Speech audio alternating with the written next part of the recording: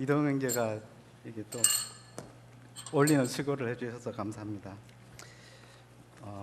여기 단해성계 저 예전에 그 북부 종합사회복지관에 있을 때 그 몇 번 쓰고 사회자로 쓴 거 말고는 이제 처음으로 여기 단에 쓰게 되는데 여기서 참 다시 또 뵙게 되니까 또 감회가 또 새롭습니다.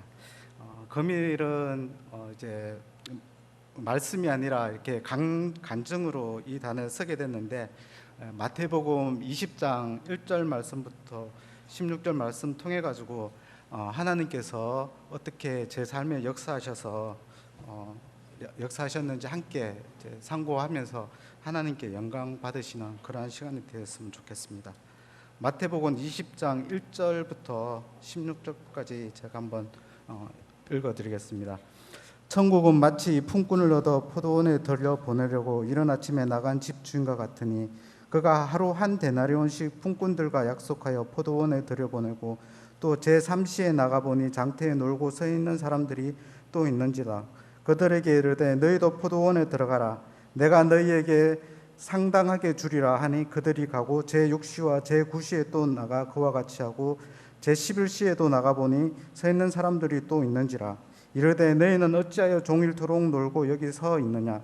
이르되 우리를 품꾼으로 쓰는 이가 없음이니이다. 이르되 너희도 포도원에 들어가라 하니라.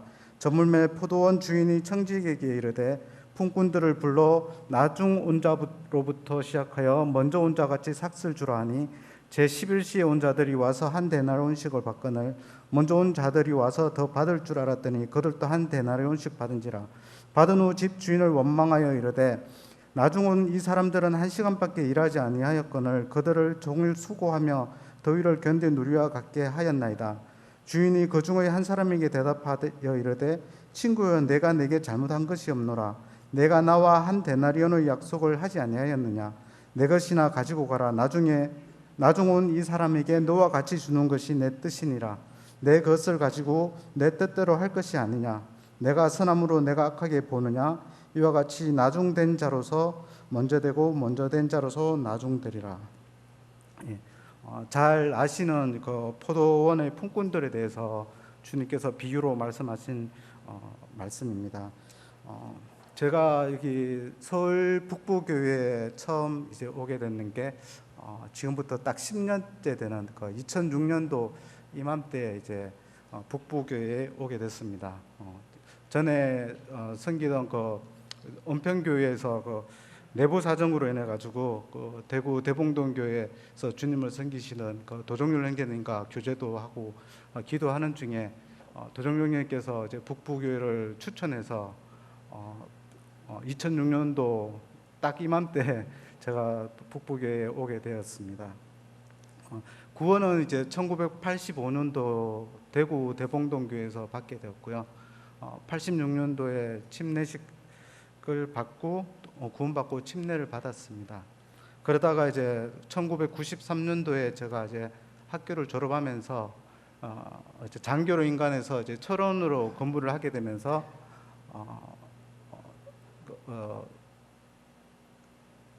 95년도에 전역을 하고 현재 제 자매 은평교회에서 주님을 섬기는 우리 자매를 만나서 결혼을 하게 됐습니다. 그래서 2006년부터 이렇게 서울 북부교회에 나와서 주님을 섬기면서 한 2008년쯤인가요? 그때 이제 재정일을 보시던 우리 김강원 형제님께서 그만두시게 돼가지고 제가 그때 이제 조정원 형제만하고 이백열 형제님과 더불어서 함께 그때 이제 재정일을 맡아서 일을 진행하게 됐습니다. 여기 보시면 노 형제님이나 이제 자매님들도 많이 계시는데 제가 나이 얘기를 하면 다소 민망하지만은 제가 그 인생의 절반 현재 46이거든요. 절반 이상을 살아오면서 제가 살아온 저 인생의 뒤를 돌아봤을 때 정말 하나님의 은혜로 살아온 것을 많이 이제 보게 됩니다.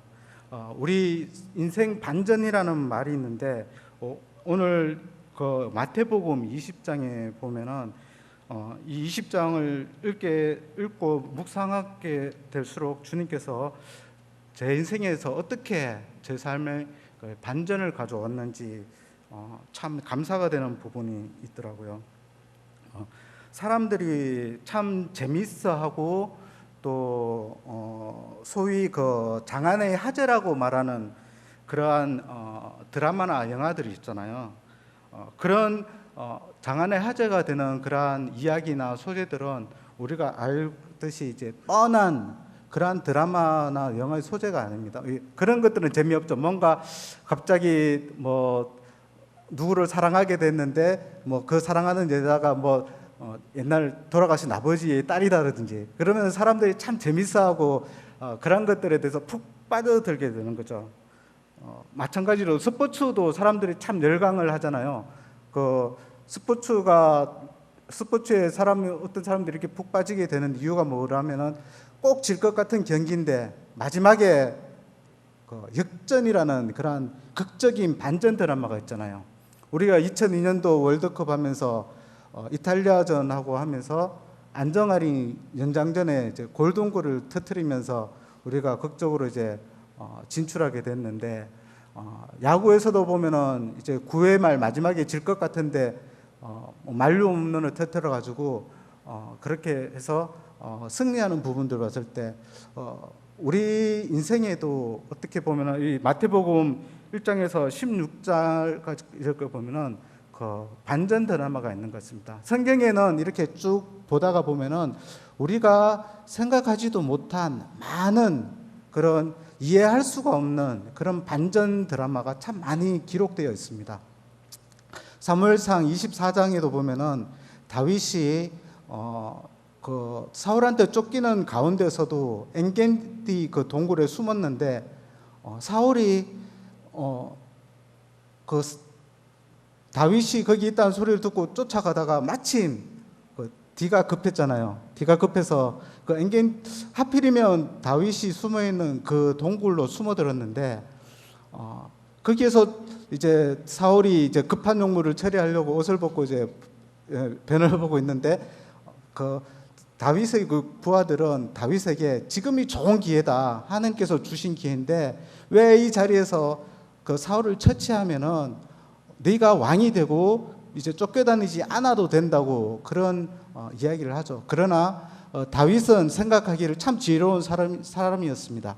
그 자리에서 사울을 처치하고 자기가 왕이 되었으면은 쉽게 왕이 되고 쫓겨다니지 않아도 됐었겠죠. 그러나 사울은 기름 부은 자를 하지 말라는 하나님의 말씀을 순종했기 때문에 사울은 그 자리에서 사울을 해치지 않고 그 옷을 살짝 베어서 사울이 나간 다음에 뒤에서 소리칩니다.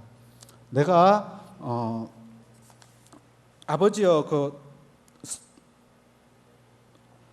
어떻게 소리치느냐 하면은 내 아버지여 보소서 내 손에 있는 왕의 윗자락을 보소서 내가 왕을 죽이지 아니하고 구독자락만 베었은즉 내 손에 악이나 죄가가 없을 줄을 아실지어다 하면서 사무엘상 24장 11절에서 다윗이 말을 하고 있습니다.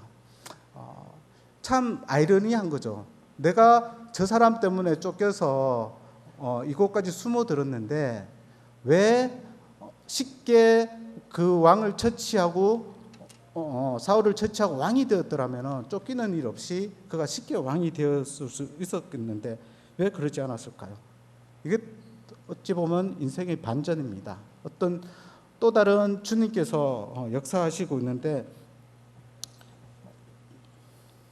그때 만약에 다윗이 그 사울을 죽이고 처치를 했었더라면 아마 쉽게 왕이 되어 있을 줄 모르겠지만 그는 후대에 어떤 암살을 저질러서 왕이 되었다. 우리가 알고 있는 그 훌륭한 다윗이 되지 않았을 수도 있습니다. 그가 그 사울을 보내주고 계속 쫓기면서 연단하고 고된 훈련된 시간을 받으면서 그가 위대한 왕이 되었던 것이죠.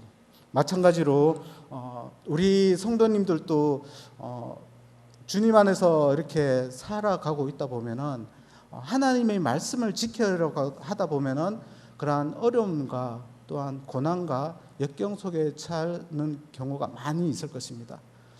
여기에서는 과연 쉬운 길을 택하실 것인가 어려운 길을 택하실 것인가의 문제가 아니라 우리가 하나님 앞에서 올바른 길을 걸어갈 것인가 아니냐의 그런 문제입니다.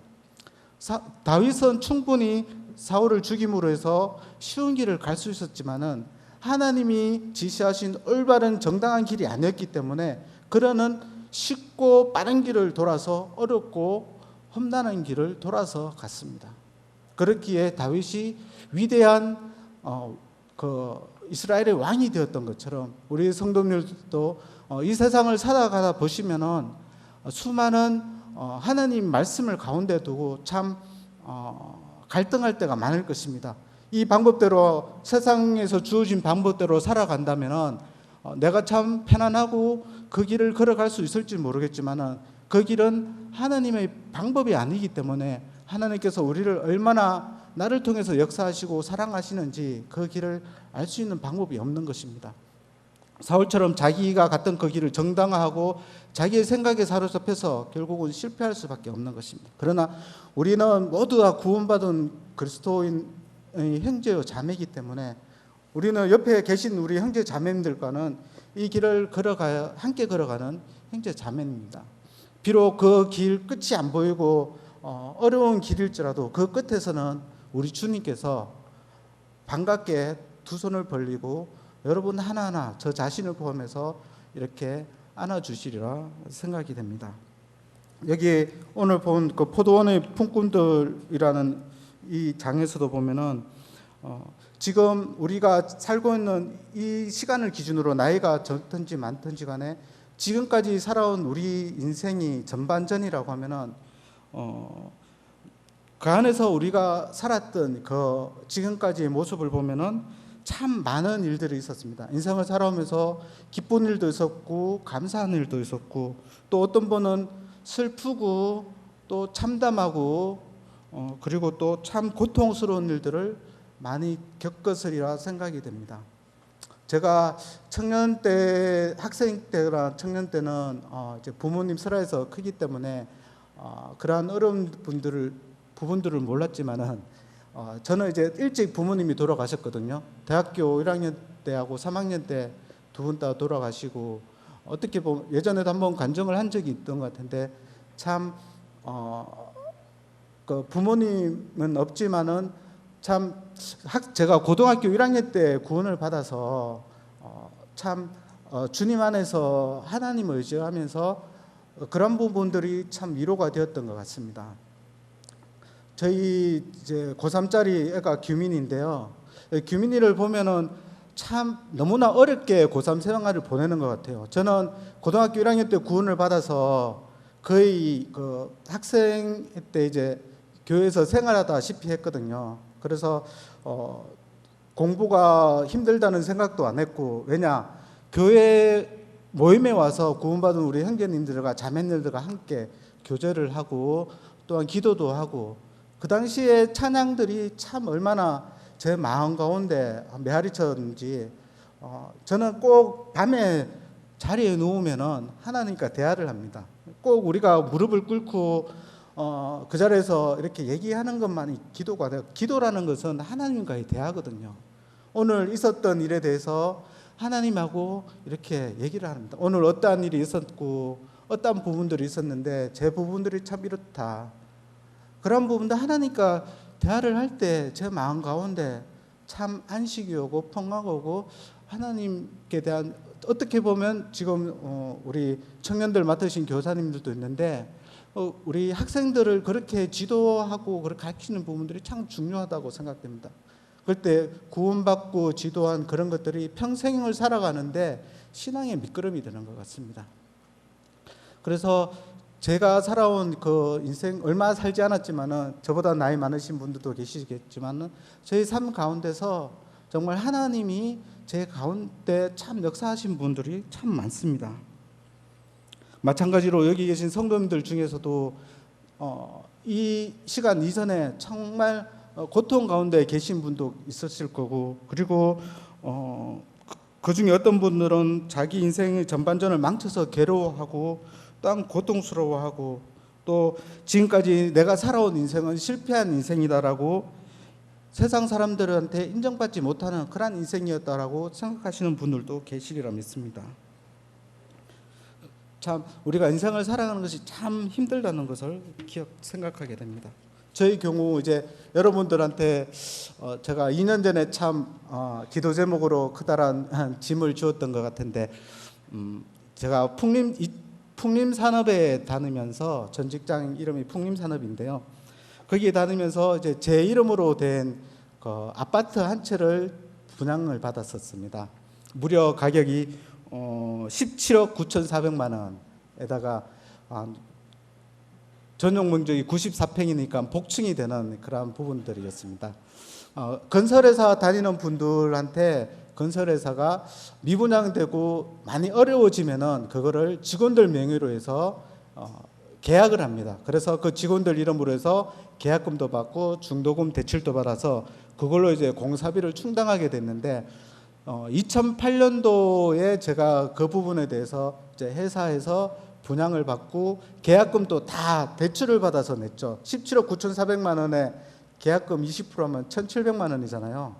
그런 부분들도 이제 회사가 보증을 쓰고 해서 1,700만 원 내고, 그 이후에 계속 부었던 게 이제 잔금을 제외한 금액이 이제 13억까지 이렇게 붙게 되었습니다.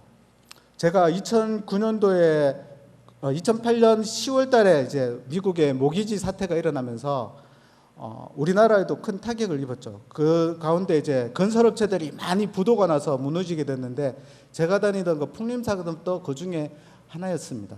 그래서 2009년도에 퇴직을 하면서 제 이름으로 된 아파트를 이제 가져가야 되는데 가져가지 못하고 제 이름으로 계속 남았게 되었습니다. 그런데 그 무서운 게 뭐냐면은, 회사가 보증을 썼고 회사가 계속 이자를 납부를 하고 있었지만은 제가 직접 가서 자필 서명을 했기 때문에 그 회사가 만약에 이자를 못 내게 되고 그 부분을 갚지 못하게 된다면은 그거를 고스란히 제가 이자를 내고 떠안아야 되는 그러한 입장이었습니다. 그러다가 2009년도에 회사를 퇴직하고 그 부분을 가지고 가지 못했는데, 2012년 4월 28일인가 회사가 부도가 되었다는 그런 청천벽력 같은 소식을 들었습니다. 그때가 마침 이제 토일 월화수 해가지고 이제 연휴가 이어지던 부분이었는데, 그 소식을 듣고 정말 캄캄했습니다. 17억 9,400만 원에서 제 이름으로 대출받은 게 13억인데 한 달에 나가는 이자를 계산해 보니까 월 600만 원이더라고요. 제가 받는 월급으로도 그 이자를 충당할 수 없는 부분이었거든요. 그렇다면 그 17억 9,400만 원 하는 그 아파트를 제 명의로 가져와서 팔아볼까 했더니만은 취등록세만 해도 4.4%니까 그게 한 금액이 얼마입니까? 10%가 1억 정도, 1억 7천인데 거의 절반만 해도 거의 1억 가까이가 되는 금액이거든요. 제가 살고 있는 그 집을 거의 다 처분해야지만 그나마 이제 취득세, 등록세를 세금을 낼 수 있는 형편이 됐던 부분이죠. 그런데 정말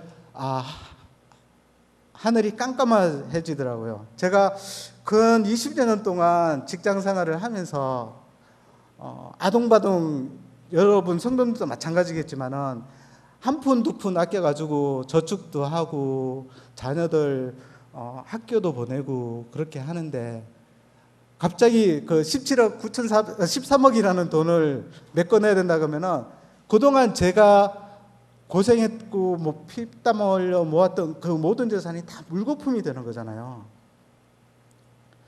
그때 제가 참 깨달은 것이, 주님 앞에서 내가 아무리 이 세상에서 용을 쓰고 정말 이 세상에 재물을 모은다고 하지만은 주님께서 가져가신다 그러면은 아무런 정말 내가 노력한 것이 다 수포가 되는구나. 정말 제가 그 4일 연휴 동안에 집에서 계속 누워 있으면서 정말 숨을 못 쉬겠더라고요. 그 부분을 생각하니까 속이 얼마나 답답한지 정말 찬물을 딱 먹으니까 속이 시원해지지만 그러나 또 만약에 회사가 진짜 부도가 나서 이자도 못 내고 가면 어떡하지? 그런 걱정들이 정말 저를 사로잡는데 정말 4일 동안 정말 죽겠더라고요.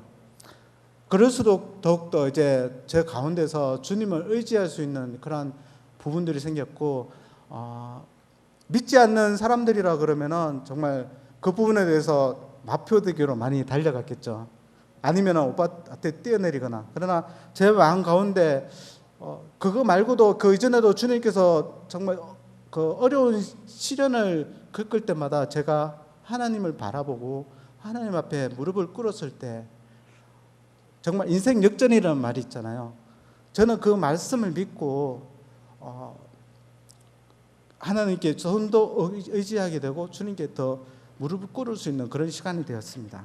그러다가 2014년 12월 24일 날 크리스마스 선물로 주님께서 그 부분을 해결해 주시더라고요. 저는 근데 그 2년 동안에 정말 별의 별 인간적인 생각이 들어서 많은 만약에 회사가 그렇게 돼서 제 월급이 차익이 되면 어떡할까? 그래서 그 이름을 저 친구 이름만 친구가 저한테 막 가짜로 그거 써가지고 차용증 해가지고 법원에 공탁해서 친구 이름 그 통장으로 막 들어가게 하기도 해봤고요. 그리고 회사의 모든 인맥을 동원해서 변호사를 찾아가서 어떻게 소송으로 해서 이길 방법도 한번 많은 방법을 구해봤는데 어렵다고 그러더라고요. 내가 자필 서명을 했기 때문에. 그리고 또 사기도 한번 당했어요.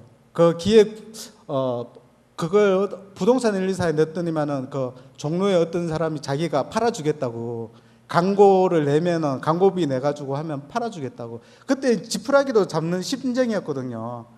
13억 해서 전 재산이 날아가게 생겼는데 돈 200만 원이 문제가 아니라고 생각해요. 그분한테 광고비 쪽으로 80만 원 송금하고 20만 원 송금하고 했는데 결국은 전혀 소식이 없이 그러면 돈만 떼. 나중에 신문 기사를 보니 그런 부분들이 많더라고요. 그렇게 자기가 갖고 있는 아파트를 비싸게 팔아주겠다 뭐 그런 식으로 접근해서 광고비만 받고 도망가 버리는 그런 분들이 있던데, 제가 참 그런 인간적인 부분으로 많이 했었지만은 결국은 그 2년 동안 엘리야가 3년 반 동안 그렇게 기도를 하면서 비가 내리기를 기도했듯이 나중에 이제 제가 포기를 하고 정말 모든 걸 주님 앞에 내려놓았을 때 주님은 놀라운 방법으로 그렇게 창원의 어떤 그 아주머니를 통해 가지고 그 모든 부채를 다 가져가게 하시고, 제가 제일 마지막 거기 299세대였는데 제게 제일 마지막에 이렇게 해결되었던 부분들을 봤을 때, 그리고 그게 2014년 12월 24일 날 이렇게 주님께서 해결을 해주셔도 크리스마스 선물로 이렇게 해결해 주시는 것을 봤을 때 참 저에게 기쁨이 되었습니다.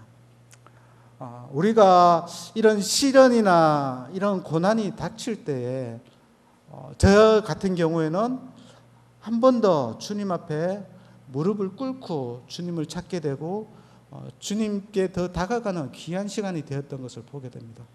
이런 어려움이나 고난이나 시련이 없었을 때는 저 혼자 제가 잘난 줄 알고 하나님을 더 찾지도 아니하고 그렇게 내 마음대로 내 생각대로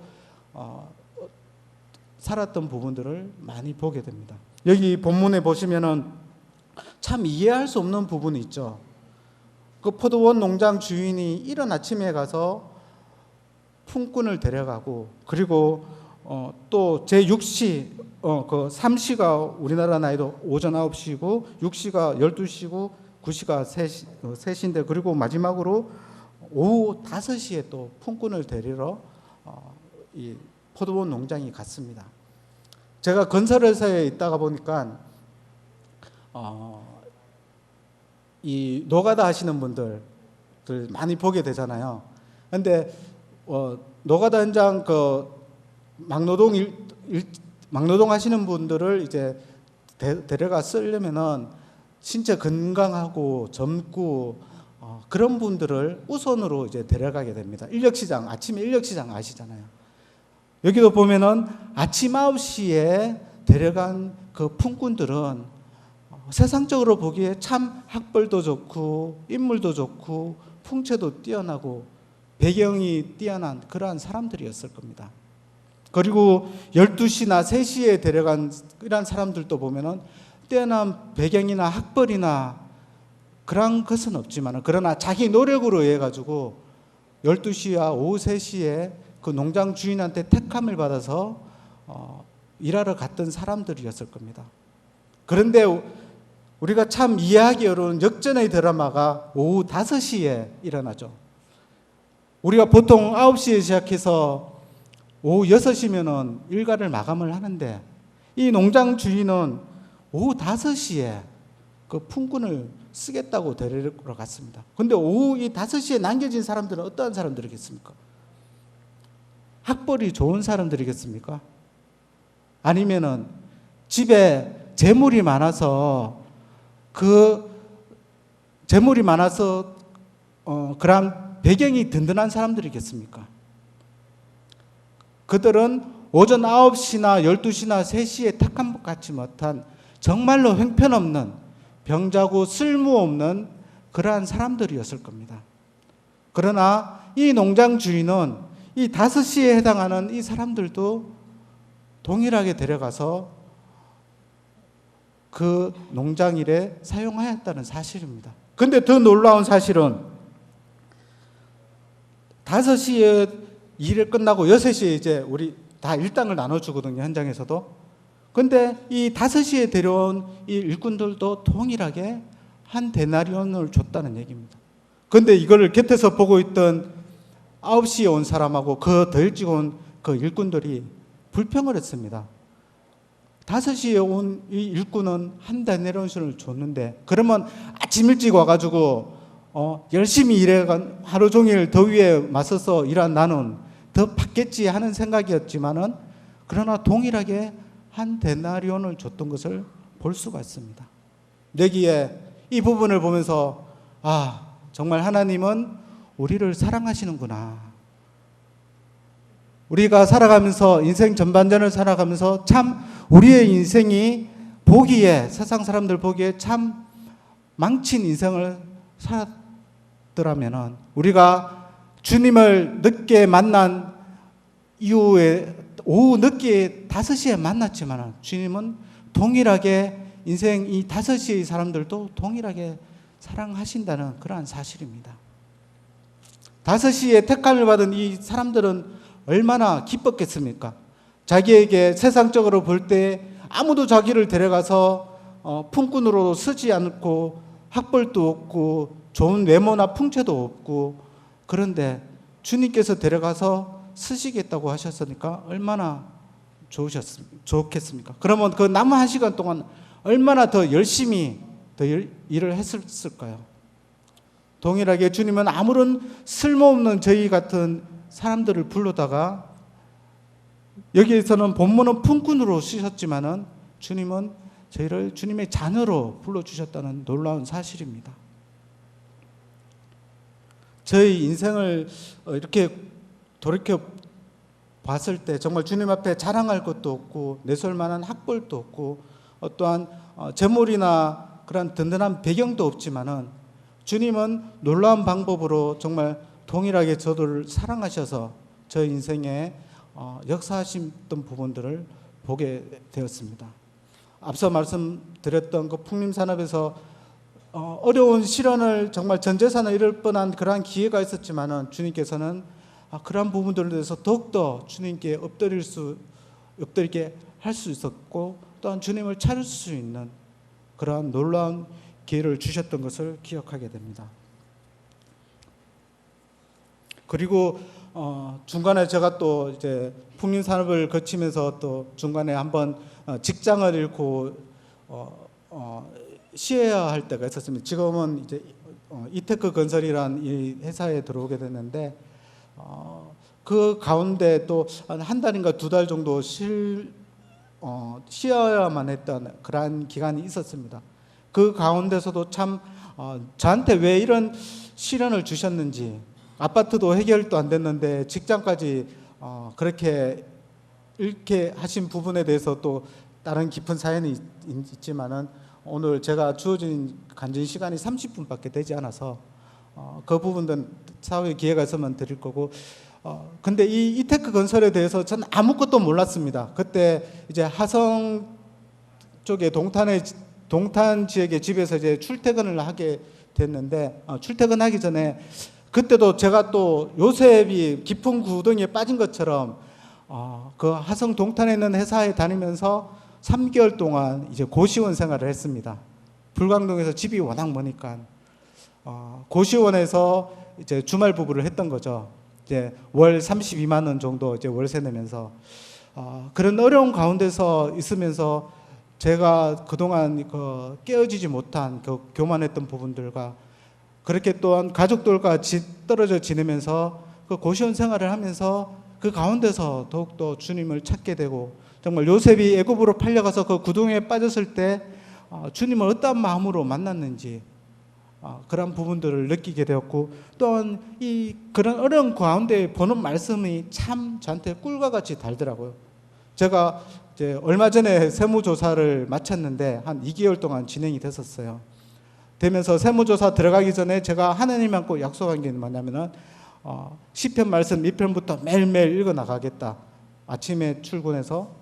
근데 그 세무조사 받기 전에 그냥 평안한 가운데에서 봤던 시편 1편 말씀이 아니더라고요. 그 구절구절 들어오는 그 말씀들이, 그 시편 1편부터 보면은 다윗이 고난 중에 쓴 구절들이 참 많거든요. 제가 평안한 가운데 있었다면은 그 정말 다윗이 하나님에게 부르짖는 그 구구절절한 그 시편의 말씀들이 와닿지 않았을 겁니다. 그러나 그 고난 가운데 그 말씀을 보는 가운데 정말 하나님께서 얼마나 달콤한 말씀으로 저를 위로해 주시는지, 그 말씀이 살아서 역사되는 것을 볼 수가 있었습니다. 시간이 너무 지나서 오늘 간증을 많이 준비해 왔는데 이만 줄여야 할 것 같고요. 제가 재정 일을 통하면서 집사로는 얼마 전에 이제 책정이 됐지만은 많은 부분에 대해서 제가 돈을 만지고 있다 보니까 돈은 저희가 회사에서도 재무제표를 만들어서 회사의 재무 상태 얼마나 좋은 회사인가를 이렇게 뽑아내는 건데, 교회에서도 이제 재정을 받다 보면은 손쉽게 하나님께서 역사하시는 부분들을 보게 됩니다. 교회 마련할 때 하나님께서 주신 거, 그리고 리모델링 할 때도 대출을 받아야 된다라고까지 말을 했으나 제가 하나님 앞에 그런 믿음이 있었거든. 내가 입을 넓게 벌리라 내가 채우리라는 그 말씀처럼 주님께서 역사하셔가지고 대출 한 푼 안 받고 리모델링도 하게 하시고, 그리고 여러 성도님들이 정말 헌신되게 이렇게 주님 앞에 들어지는 헌물들을 볼 때마다 참 감사한 마음이 듭니다. 모두 다 어려운 가운데서 주님을 섬기시고, 또한 자매님들도 형편이 어려우신데도 보면 그 3집돈으로 해서 1,000원, 2,000원, 10,000원, 20,000원이 꾸겨진 돈들을 이렇게 주님 앞에 바쳐지는 모습들을 봤을 때 정말 참 감사한 마음들이 들었고요. 저는 죄송합니다. 3분이 지났는데 빨리 마치도록 하겠습니다. 회사에서 그런 돈을 만지기 때문에 진짜 머리가 아픕니다. 지금 또 골치 아픈 일이 생겨가지고 머리가 굉장히 아픈데 교회에서 와서까지 제가 돈을 만지고 싶진 않았어요. 와가지고 그렇지만 우리 같이 일하시는 형제님들하고 이제 그런 부분들을 같이 언사를 나누자 그래서 이제 교회 와서 그러한 부분들을 함께 동참하게 됐는데, 하면서 정말 하나님께서 채워주시는, 하나님께서 실제로 이제 움직이시는 부분들을 보게 되잖아요. 재정일을 하다 보면은 이렇게 부족함이 없이 넉넉하게 채워주시는 분을 생각할 때 참 하나님이 살아계신 것을 역사하게 됐었고, 정말 인생의 반전, 그리고 하나님께서 우리가 생각하지도 못한 놀라운 부분들로 이렇게 반전으로 역사하시는 그런 부분들을 많이 경험하게 되었습니다. 이제 앞으로 이제 남은 부분들도 이제 오후 5시의 인생들을 우리가 다 살고 있잖아요. 직분을 맡은 맞지 않았던 모두가 성도님들 하나하나 그 직분들을 가지고 살아가고 계시라고 저는 생각을 합니다. 그날에 하나님 앞에 우리가 하나님의 심판대 앞에 누구나 다 서게 되거든요. 그 앞에 섰을 때 우리가 회계로 이렇게 계산을 해서 누가 얼마만큼 했든지 동일하게 주님 앞에 우리가 그날에 하나님 심판대 앞에 섰을 때 다 우리가 헌신한 그대로 계수하여 받으리라고 생각이 됩니다. 요한계시록에도 보면은 면류관을 뺏길까 염려하라는 말씀처럼 우리한테 주어진 그 직분이 주어졌을 때 숨어서 남몰래 이렇게 그 하시는 손을 주님은 더 귀하게 보시거든요. 오후 5시 인생을 주님께서 동일하게 사랑하셨듯이 성도님들 주어진 그곳에서 직분대로 열심히 하신다면 그날에 주님 앞에 칭찬받는 우리 성도님들이 되지 않을까. 그리고 저 자신도 부족하지만 주님 앞에 주어진 직분대로 열심히 하면은 주님께 더욱더 의지하고 그런다면 더 좋은 주님 앞에 착하고 충성된 자가 수고하였다는 그 말을 듣지 않을까 그런 생각이 들었습니다. 긴 시간 경청해 주셔서 감사합니다. 이상 마치겠습니다.